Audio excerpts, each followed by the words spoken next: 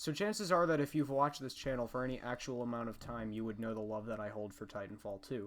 It's a spectacular masterpiece that I recommend any of you FPS fans out there go check out. However, I noticed I wouldn't really talk that much about the first game on this channel. I would bring it up every now and then, but mostly it was just overshadowed by Titanfall 2 for me. Part of that could just be that I think Titanfall 2 is a better game. I don't know, but I will be going over the first game in this review here. It was actually one of the first games I got when I got my Xbox One for the first time almost 6 years ago. This was during the period when the Xbox One had only recently launched, and you know when consoles launch, waiting for games feels like sitting dehydrated in the Sahara Desert. However, Titanfall 1 I feel like was an exceptional game at that time, so in this review, we will be taking a look at Titanfall 1. In March of 2010, not too long after the release of the incredibly successful Call of Duty Modern Warfare 2, Activision fired Infinity Ward co-founders Vince Zampella and Jason West for breaches of contract and insubordination. Their whole departure from Infinity Ward included a series of messy lawsuits and things like that, but the arc overall ended later that year when they founded Respawn Entertainment. The idea for their first game started quite blankly, although the idea for a futuristic, advanced movement-based first-person shooter would soon come together over time. Pre-production for the game began in 2011. At the time, neither the PS4 nor Xbox One had even been announced yet, so Respawn was targeting for the game to come out on 7th generation consoles. According to research I did while working on this video, the idea and premise of the game didn't come very easily, and Respawn only arrived on the idea of a futuristic FPS with mechs in it after a lot of internal struggle and debate within the development team. Eventually, Respawn signed along with EA, and then at E3 2011, EA Labels president Frank Chabot announced that Respawn's first game would be a sci-fi based FPS game. 2 years later, Titanfall was officially announced to the public at E3 2013 during Microsoft's press conference, with an expected release on the Xbox One, Xbox 360, and PC in Q1 of 2014. Microsoft and Respawn signed an exclusivity agreement that declared that the game would only come out on Microsoft products. The game was announced to run on the Source engine after Respawn saw what a good job Portal 2 did running on the Source engine just a few years earlier. The game made its official release onto the Xbox One, Xbox 360, and PC on March 11th, 2014 to mostly positive reviews.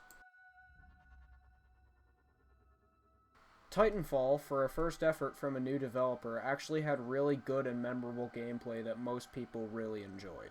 The advanced movement system is obviously the biggest and first thing to go over mandatorily whenever you talk about the gameplay for this game, I feel like.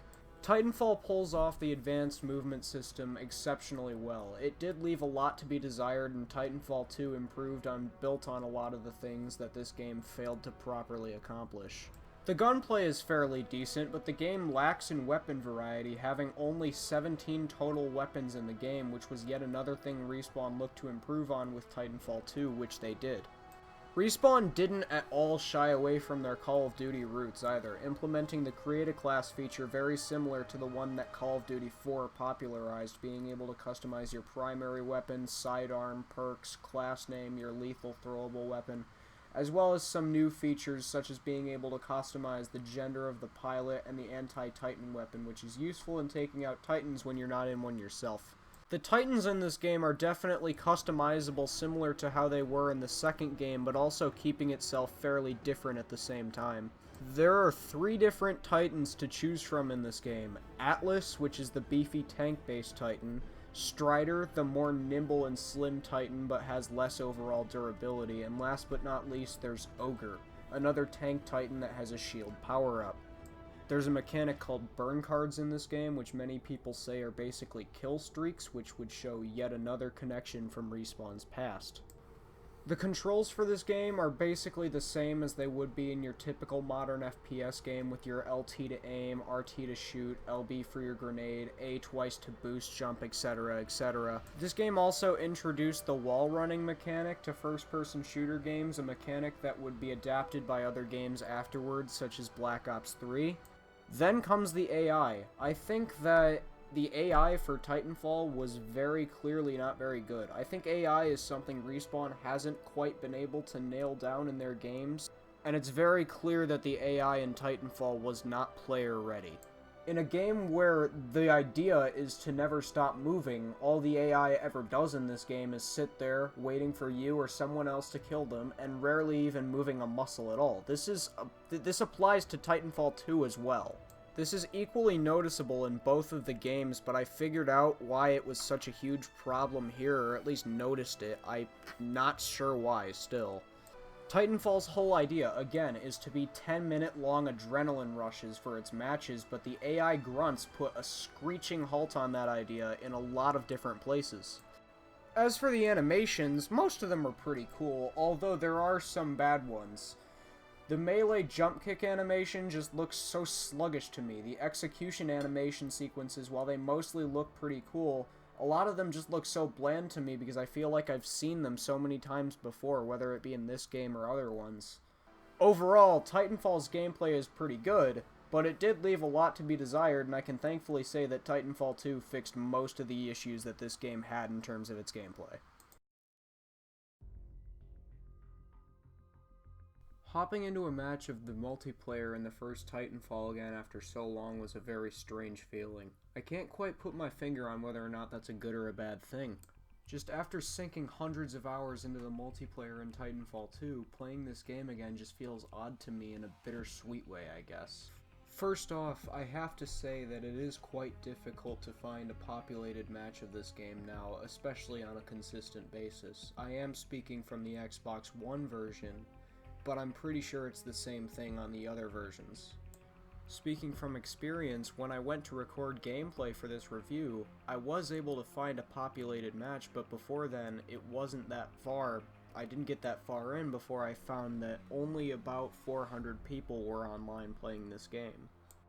The game is a ghost town now, with the average player count nowadays usually being under 1,000, which is pretty unfortunate. I'll start off by saying the first match I actually got into, I joined at the very end of the match at the epilogue stage. This is something I didn't miss with this game, and still don't really like in any type of game.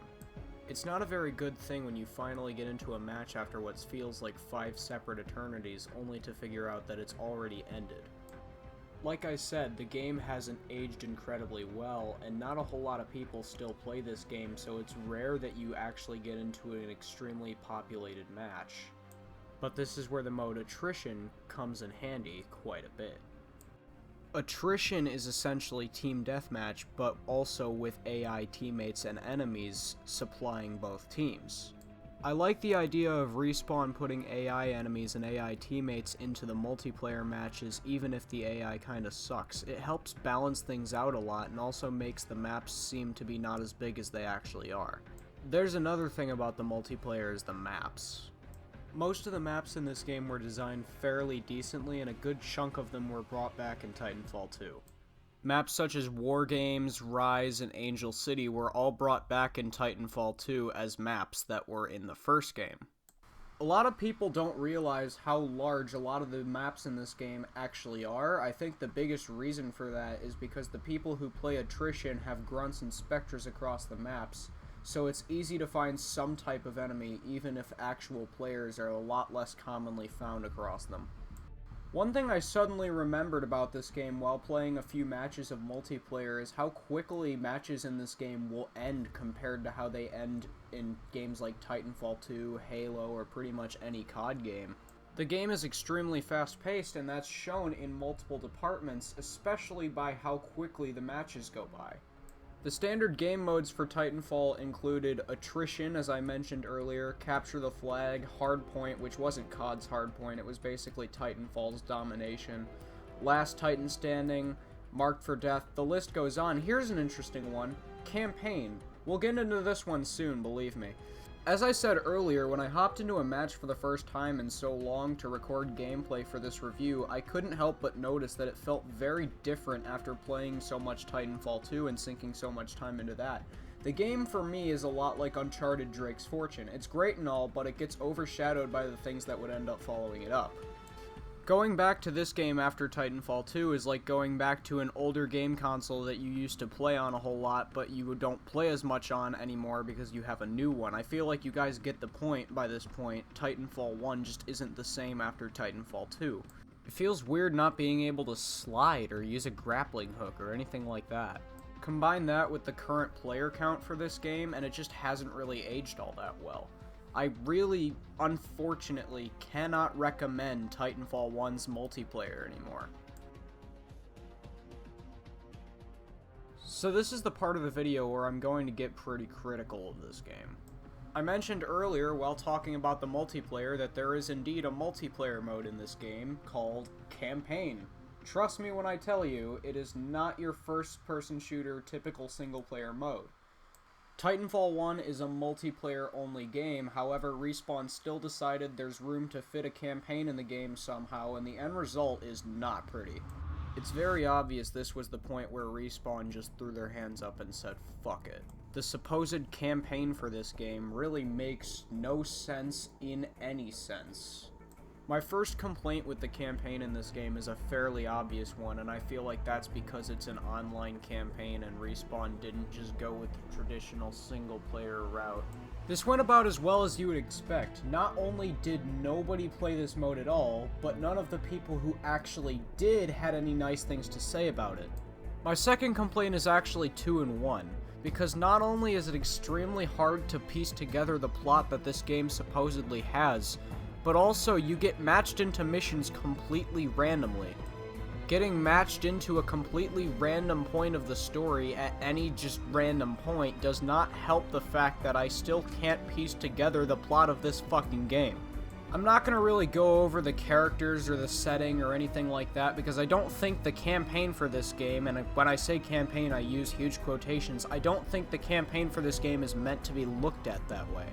I feel like Respawn saw how they dropped the ball in this department of the game and then went on to make the brilliant single-player campaign in Titanfall 2, and I think that's enough of me stroking Titanfall 2's cock in this video.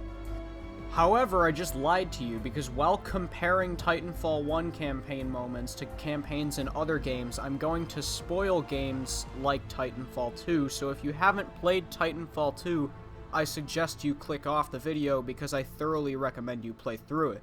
There's no serious moments or turning points or anything like that in this game's quote-unquote campaign because it's just a match of attrition that somehow apparently has a story splattered across it. Nothing made me feel anything because there were no actual moments in this campaign. Nothing made me feel satisfied like I did when I beat Calamity Ganon in Breath of the Wild. Nothing left me sitting shaken like the white phosphorus scene from Spec Ops: The Line. Nothing made me feel like a serious badass like I would be feeling like when I mowed down like waves of Covenant enemies in Halo. No moment invoked emotion or anger out of me like when I was forced to watch BT's final moments at the end of Titanfall 2. What I'm trying to say here is that most, if not every single narrative in a video game is meant to invoke a feeling or emotion out of the player. It's something called the theme! This game doesn't have any of that because its campaign arguably can't even be called a campaign because of how much it just feels like a standard multiplayer match, which it is. Which is why infusing those elements together never works, hence why it's never done. I commend Respawn for trying something that rarely ever is even attempted, but the reason why it's never really attempted is because it never works.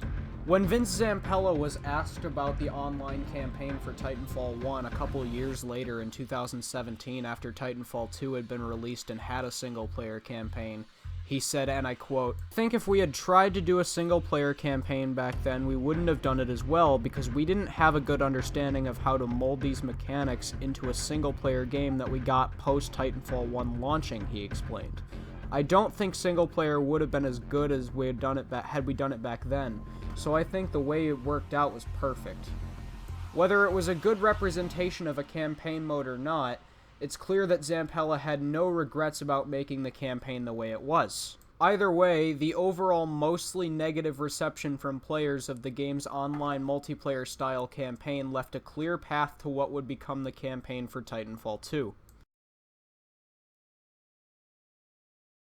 Titanfall upon release received a mostly positive reception from fans and critics, averaging an 86 on Metacritic as well as receiving a 10 out of 10 from EGM. The game was praised for its advanced movement, redefining online multiplayer and FPS games, as well as being able to appeal to both casual and hardcore fanbase markets. On the more negative side, VG247's Dave Cook criticized the game for being too simple and just being Call of Duty with mechs, which is ironic in retrospect considering that months after Titanfall's release, that would actually end up happening in the form of Call of Duty Advanced Warfare.